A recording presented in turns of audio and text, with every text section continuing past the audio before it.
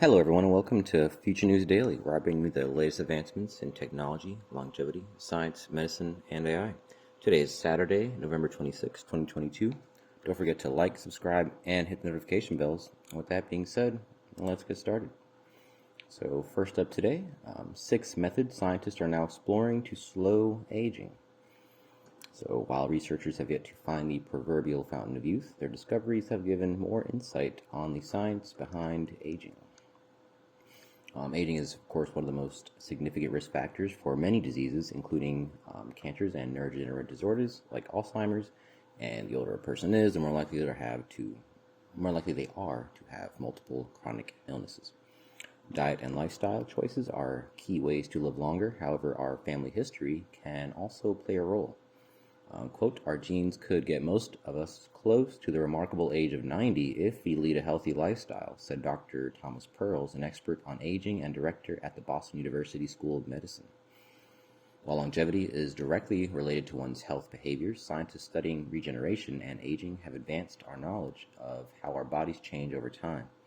With this in mind, Guava Health compiled a list of 6 developing scientific research areas aimed at slowing aging.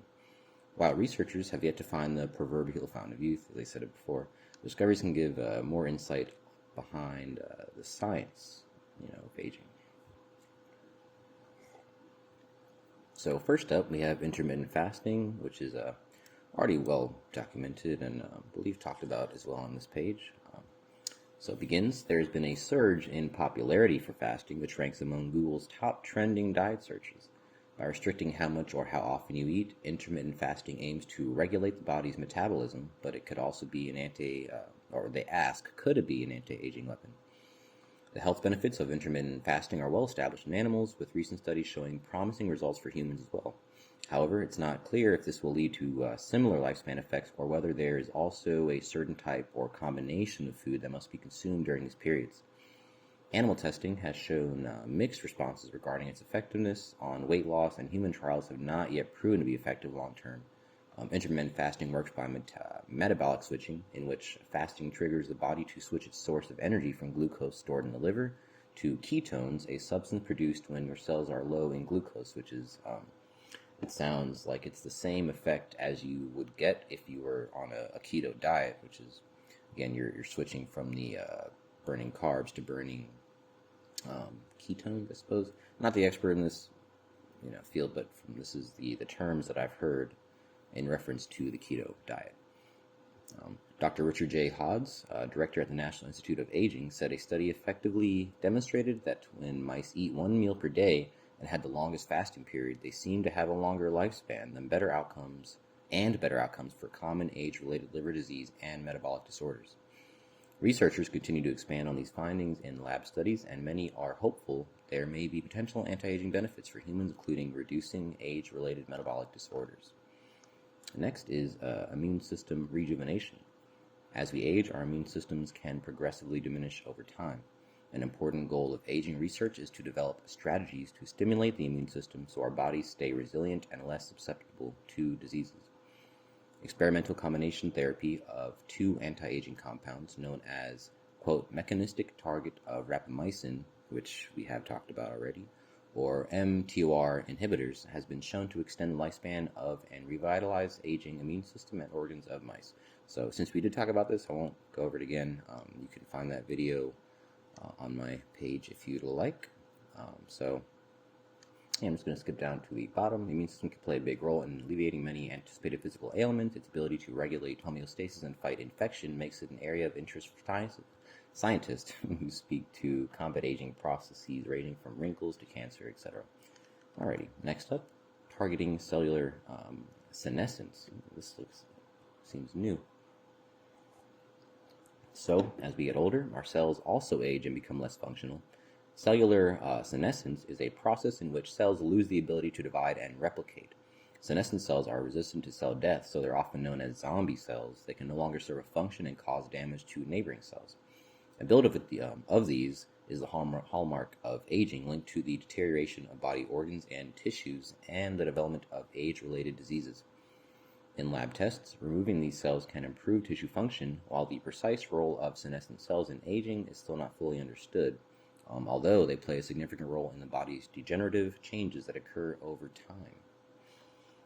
So, in a 2018 study led by the Mayo Clinic researcher James Kirkland, he tested a combination of, dasatinib used to treat some forms of leukemia and quercetin, a plant flavanol found in some fruits and vegetables. The drug combination was tested in aging mice to see whether it could slow physical dysfunction caused by senescent cells. It was shown to be effective, suggesting that future studies could find compounds like this that are effective in humans. Next, we have bone loss restoration. It says the U.S. Preventative Services Task Force recommends that women aged 65 or older and those at risk for osteoporosis get regular bone measurement testing. Bones thin and weaken over time, of course, increasing the risk of osteoporosis and making them more susceptible to fractures and breaks. In 2014, a study indicated that resveratrol, a natural phytoestrogen, could be a potential anti-aging therapy for bones. The research, which focused on bone mass and biomechanical properties in 20 rats, found resveratrol can increase bone microstructure and mechanical properties. Interestingly, incorporating resveratrol into dietary supplements or foods has become a popular option for anti-aging. A report suggests that resveratrol treatment may have beneficial effects, including slowing bone loss. Next, they have tissue engineering. So the field of tissue engineering is an interdisciplinary study that aims to develop biological substitutes for maintaining or restoring function in damaged cells. Some examples of successful but experimental and expensive regenerative therapies include rebuilding supplemental bladders, small arteries, skin grafts, cartilage, and even a full trachea. Researchers at the Stanford University School of Medicine found that elderly mice regained youthful strength after their existing muscle stem cells received a rejuvenating protein treatment. In the early 2000s, researchers faced a challenge in organ transplantation, and alternative tissue organ reconstruction emerged. It may be possible someday to isolate a patient's cells via a small biopsy, expand the number of cells in the culture, and implant them, giving researchers even more information about how to beat the effects of aging. All right, and down here they have, as the last one, cell regeneration. So the Institute of Zoology at the Chinese Academy of Sciences discovered a method involving a gene called CAT7, which could be a key contributor to cellular aging. The research found when the CAT7 gene in mice was inactivated or made inoperable, 25% of their lifespans increased, and their overall appearance and grip strength improved. That is a huge amount just from one gene. Stanford University continues to research Yamanaka factors, proteins known to turn mature cells into iPS cells, or induced pluripotent stem cells. iPS cells are foundational to regenerative research because they can grow and develop into any type of cell in the body. During this process, cells revert to a more vigorous state and shed any memory of previous identities while reverting to a younger state. The Broad Stem Cell Research Center at UCLA proposes iPS cells can be used to create cancer-free cells for a leukemia patient or developed into neurons to treat neurological disorders. Alrighty, so a lot of promising things there. And let's move on. Next up, easy ways to improve your memory in seconds by making mental connections. So, more so about things you can do right now, basically. Why we lose memory when we age. So, as we age, it's normal to experience changes in our physical and mental abilities. It takes longer to learn new things. Our memory isn't as sharp as it used to be, and we may have trouble with physical activities that once came easily to us. These changes are a normal part of aging, and there's no need to worry about them unless they interfere with our daily lives. While some age-related changes are unavoidable, there are things we can do to help keep our brains and bodies healthy as we age. Regular exercise, eating a healthy diet, and staying socially active can help us stay sharp and physically fit as we age. So even though aging is a natural process, there's a lot we can do to help make the journey healthy and enjoyable. However, some older adults experience more significant memory problems, and that can make it challenging to live independently. So we ask, why does this happen? One theory is that our brains slow down as we age, making it harder to process and store information. Another possibility is that we have more trouble focusing our attention as we get older, which makes it harder to encode new memories. Additionally, age-related changes in the brain can lead to the formation of plaques and tangles that interfere with the neurochemical signaling. Whatever the cause, memory loss is a standard part of aging and can be a source of great frustration and anxiety for older adults. So what we know about it, Dr. Gutt tells us, quote, memory loss such as forgetting where you left your keys or remembering the name of a person you just met is a normal process that can get worse as we age. However, there are other types of memory loss, they have a typo here in the article, that are more concerning for dementia, end quote. Dr. Haskalovici says, quote, people should know that they can practice memory skills just as they do stretches and yoga to retain a sense of balance. The brain keeps making new cells and connections and excels at being flexible and adaptable. What matters is to keep challenging it and expecting it to perform. Memory games, language learning, writing, and hobbies are all ways to keep an aging brain active, which could help ward off memory loss. So according to Dr. Mitchell, quote, memory loss refers to unusual forgetfulness. It can be mild, where you may not be able to remember new events or recall one or more memories of the past, or it can be severe, where you cannot remember any past memories. The memory loss may be for a short time and then resolve, i.e. transient, or it may not go away, and depending on the cause, it can worsen over time. There are many causes of memory loss, including transient causes such as stress or lack of sleep. However, there are also some serious causes such as Alzheimer's or other forms of dementia. If you're concerned about your memory loss, seeing a doctor to diagnose and treat the cause is essential. So, common signs, they continue down here. According to Dr. Gutt, quote, some signs that memory loss may be more than just typical is forgetting things that affect normal daily activities, like confusion about where you are, not being able to keep track of time, are clues that memory changes have occurred that are beyond the typical aging process. Being able to keep track of your own finances or personal hygiene could be a sign that memory function has declined to a point where safety can be a concern. Mood changes and withdrawal from daily social or work activities can also point to abnormal brain changes.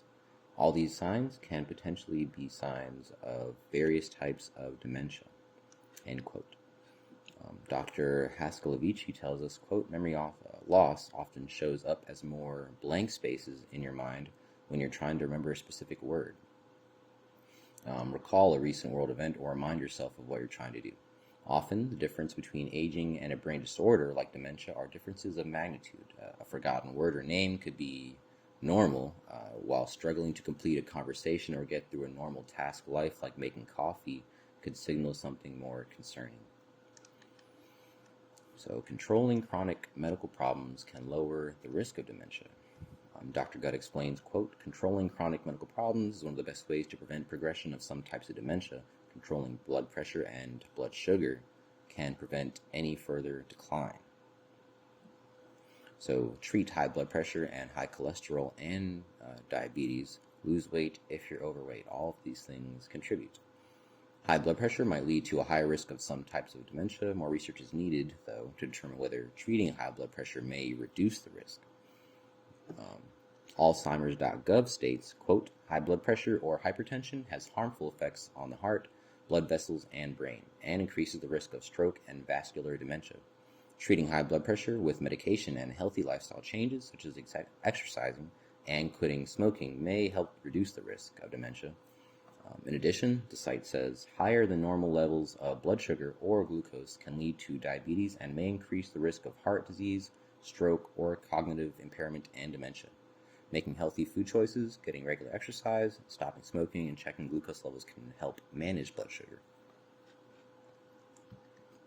And next they have staying physically active. This seems to obviously help, virtually every aspect of life. There's never a downside to exercising.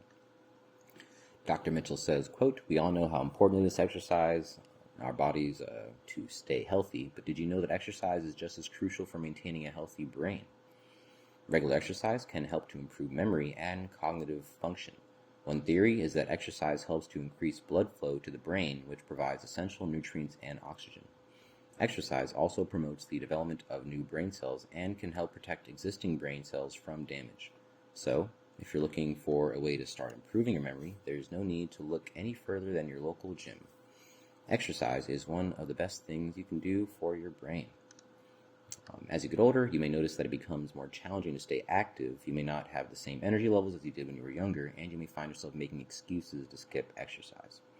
However, there are many benefits to staying active as you age, including improved brain function. It helps increase blood flow, which can help to improve memory and cognitive function. It also reduces the risk of developing dementia and other age-related cognitive decline. Even if you are not looking to improve your memory, adding some exercise to your daily routine can help to improve your overall health and well-being. And who knows, you may find that you enjoy it. So the last thing here is making mental connections. So according to Dr. Mitchell, making mental connections is a strategy that can help improve our memory. When we make a mental connection, we link new information to something that we already know. Making mental connections is a strategy that can help us remember new information. So when we make a mental connection, we link the new information to something. What the? This article is weird, looping over the same stuff. For example, if you're trying to remember the name of a new person you met or at a party, you might link their name to someone else you know who has the same last name. So just, helping yourself to make new neural connections, basically. I'm not going to get a little redundant with these articles down here, but skip a little to the bottom. One way to help improve our memory is by associating new information with existing knowledge, the name, etc. Very redundant article. Anyway, let's move on to the next one. I don't know who writes these things, putting the same sentence 2-3 times in a row.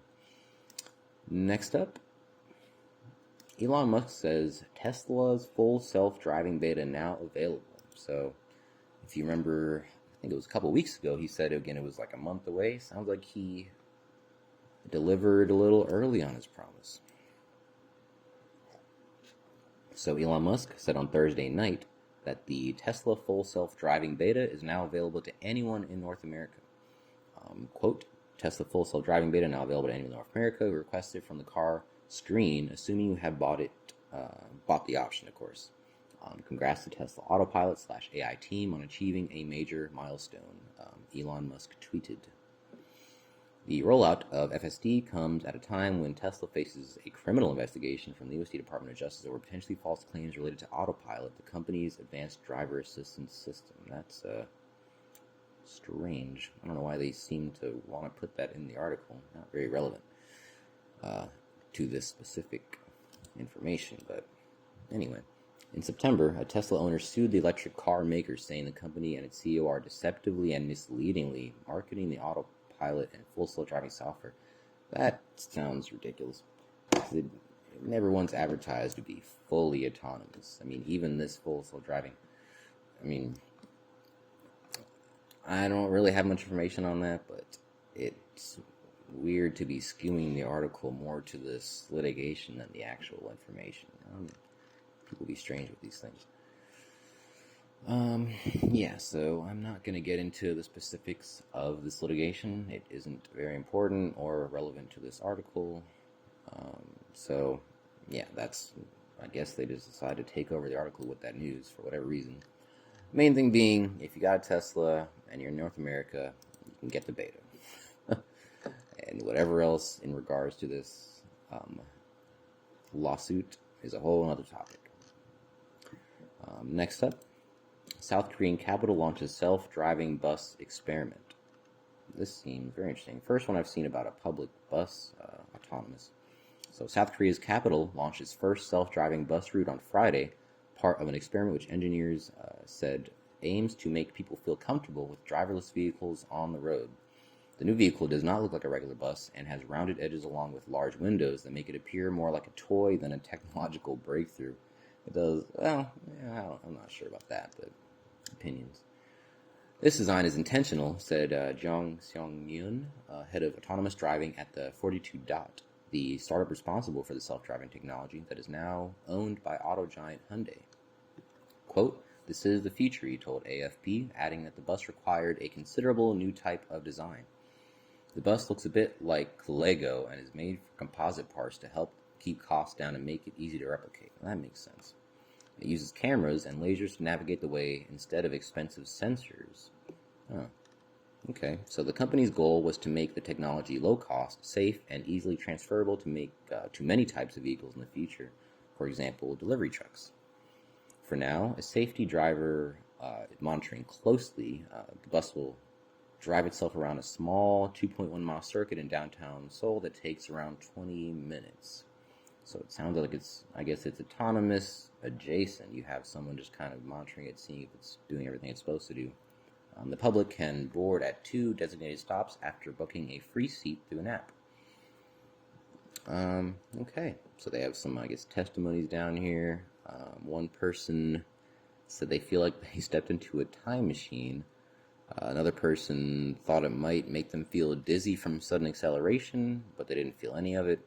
So overall, seems like the reception is fairly positive. So that's pretty good. I guess we'll see where this goes and if any other countries decide to adopt this. Yeah. And next and last up, China's space program plans to build a nuclear-powered moon base by 2028.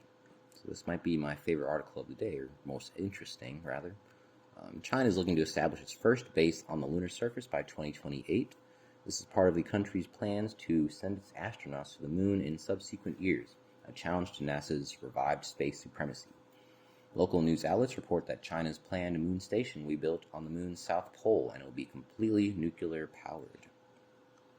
So the Straits Times tell us that the station will consist of a lander, hopper, orbiter, and rover, all of which will be constructed by the Chang's 6, 7, and 8 missions. Chang's 5 was the Chinese Lunar Exploration Program's 5th lunar exploration mission and the country's first lunar sample return mission. Wu Ren, the chief designer of the Chinese Lunar Exploration Program, told state media on November 21st, that the said moon program is developing a new system that uses nuclear energy to address the moon station's long-term high-power energy demands. Quote, our astronauts will likely be able to go to the moon within 10 years, Wu Ren told the press. Astronauts, so that's, if it's 10 years, that's 2032, not 2028. I'm not sure when this quote was taken. Maybe it was a couple years ago.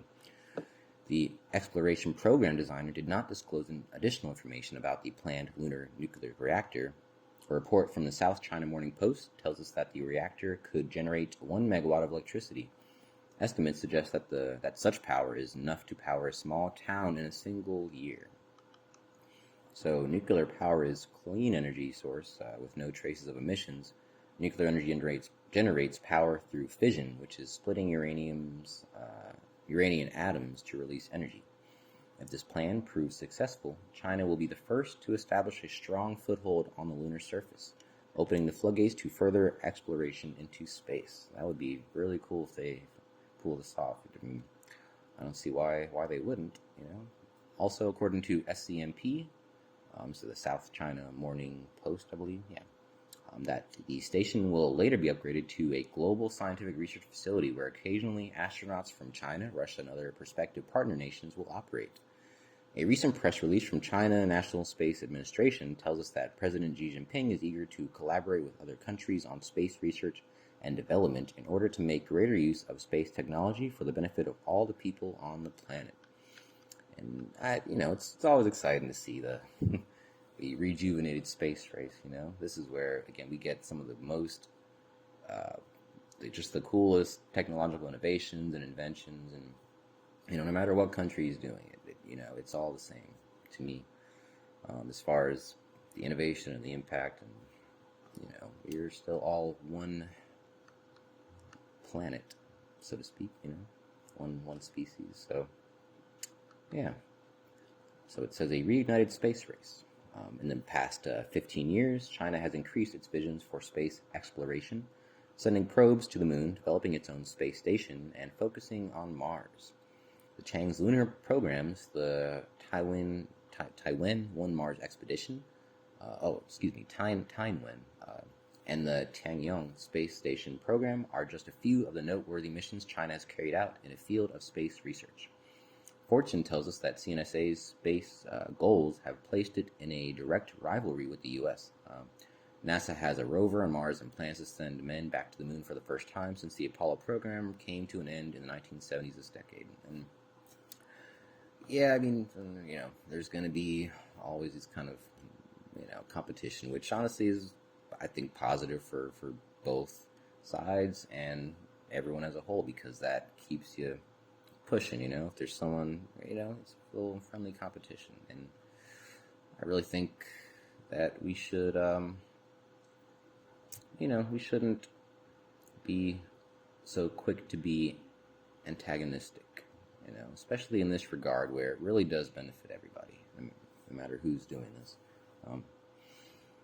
Anyway, in addition to sending astronauts to the moon, China and the U.S. are investing enormous sums of money to access resources that might support life on the moon or send spacecraft to Mars.